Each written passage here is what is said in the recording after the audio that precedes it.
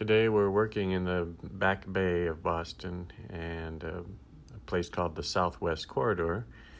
But off to each side of the corridor you see little alleyways, and this is our motif for the day, is looking at the face of an alleyway that has a shadow pattern over it. It was visually quite exciting, and we're also going to be talking about using a graded wash to do this. So here you see my tonal study, kind of getting a feel for the scene, the pattern of shadows, the lights and darks. And now I'm going to translate that into a watercolor. Start with a little bit of a drawing to give myself the places where I'm going to be using windows, the pattern of windows, some lines to record the shadows before they move. And then I start to build the wash. And this wash is a variation of what we call a graded wash. And a graded wash is really a useful technique in watercolor, something that we use so often. In this case, it's really going to help us to describe the raking light that moves across this brownstone. And as you watch me build the wash, you notice that I'm adding color, trying to control the wash and keep it moving from a bright upper left corner to a darker, richer, redder lower right corner.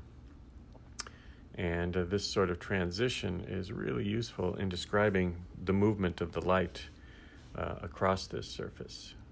This combines with the shadows that will be painted on top of it and cast on the building, the shadows that are cast on the ground. This graded wash and graded washes that we use in the shadows themselves go a long way to convincing us of the movement of light and the characteristics of light that we see in nature. Of course, we're exaggerating a little bit, especially if you compare it to the initial photograph. We're taking some liberties with the drama of the wash, the contrast of the wash, all to the end of giving us a more exciting and felt picture. So there's a reason for it. It's not arbitrary, and we can vary that to either extreme, a more subtle variation or a more dramatic variation. Today the light is quite strong, and we are looking at gardens, we are looking at trees, we are looking at the skyline of Boston, all beautiful motifs. And someone noticed this alleyway, and they are attractive in their own right. There's interesting challenges in depicting a brick wall like this. It's a rather simple layout. It's almost geometric or in nature, and the fact we're looking at this wall straight on, there's very little perspective involved. So it's much easier to lay out the windows one above the other and give them the proper scale. But there's where we take advantage and where we exaggerate is in the pattern of shadows that fall across the wall. The light is early morning light, and so it's low in the sky and casting really, really long shadows. The work that you see me doing now is preparing for that. I'm kind of building up the darks and reflected blue sky into some of the windows. I leave a lot of white because this adds a little bit of sparkle and can give me, again, that exaggerated feeling of light when I want it. This was not in our motif. It's something that I'm including to exaggerate the quality, the movement of light across the scene. And at any point, they can be diminished. If we put a little wash on top of the white, it'll fade into the wall itself. So I'm placing some of the platforms, some of the sills that are casting shadows, and we'll start to build the shadows from this. Some of the shadows are from a grated extension, like a fire escape. Other shadows are from a platform. Other shadows are coming from windowsills or wires or tubes that are running up the length of the building. It's very decorative and very interesting in that way. Has a great deal of visual appeal. I'm using some dry brush in this shadow because I want it to be slightly receding into the motif and not have too strong a presence. I'm counting on the lower shadow, which I'll add later, to have a stronger presence and more clearly identify the image.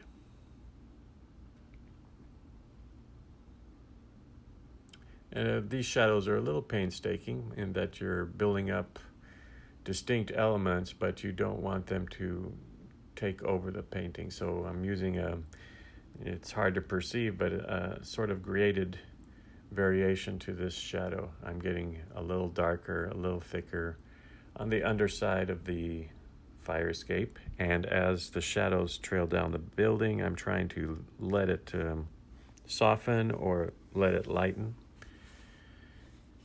And as we're painting this scene, the shadows you can see them moving almost every 30 seconds. They're retreating, they're getting shorter, the angle is changing. So when you're in the field, it's a good idea to, with a few lines, record the angle that you observe so that you're not following the shadows, you're not changing your angles as the motif changes. You want to keep it consistent.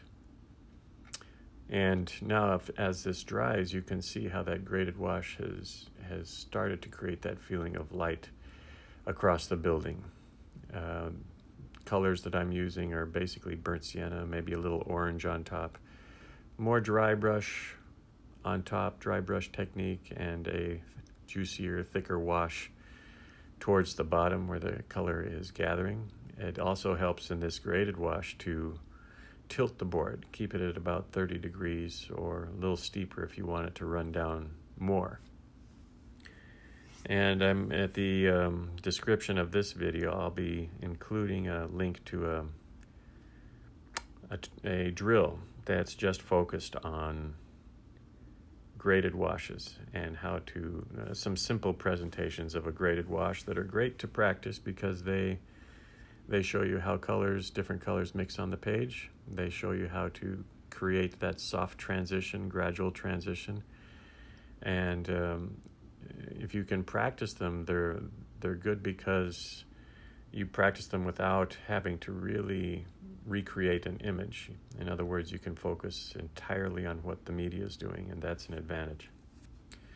So here you see me beginning that shadow, that major shadow that's moving under the platform. Started with a burnt sienna, and into that I'm dropping some ultramarine blue mixed with a little bit of neutral tint. And I'm going to be letting this shadow be slightly darker on top and slightly paler below. This will create a feeling of light bounce, where light is actually being reflected from the dirt below, the bright stones below, back up into the wall, and you get a feeling of light bounce, especially when you have this dark shadow overhead. And it's also helping me to bring out my focal center, which is that figure coming out from the shadow, coming towards us. They're going to be moving into a lighted area, and again, they're kind of reinforce the strength of light that we had on this morning. Now I'm executing the kind of banister that encircles the platform above.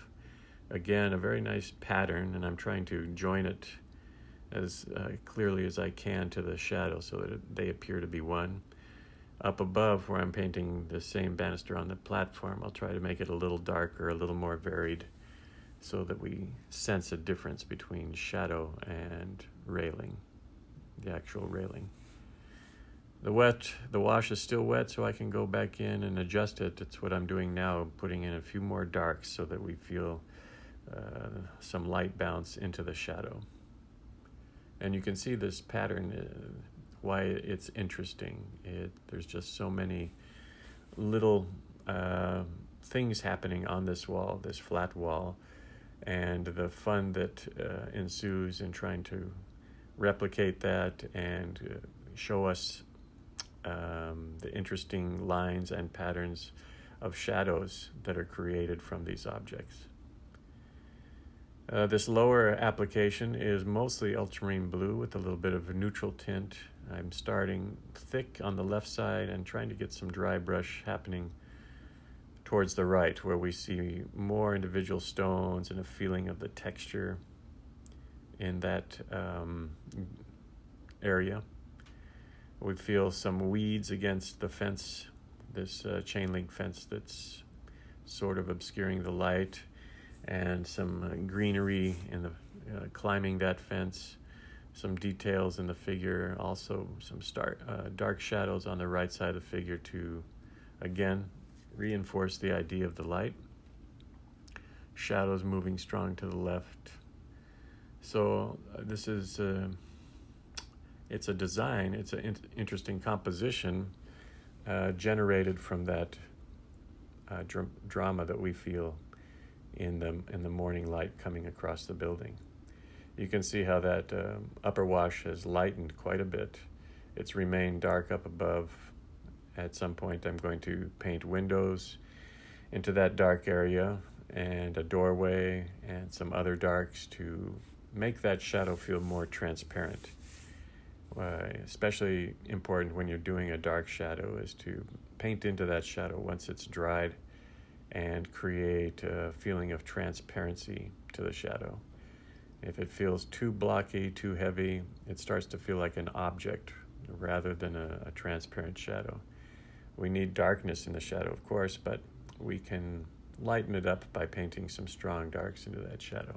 That's what I'm doing now. The paint is dried, so I can work in a doorway, another window, some of the supports which are underneath, a sort of division in the bricks. And here you can see the painting is really starting to feel finished.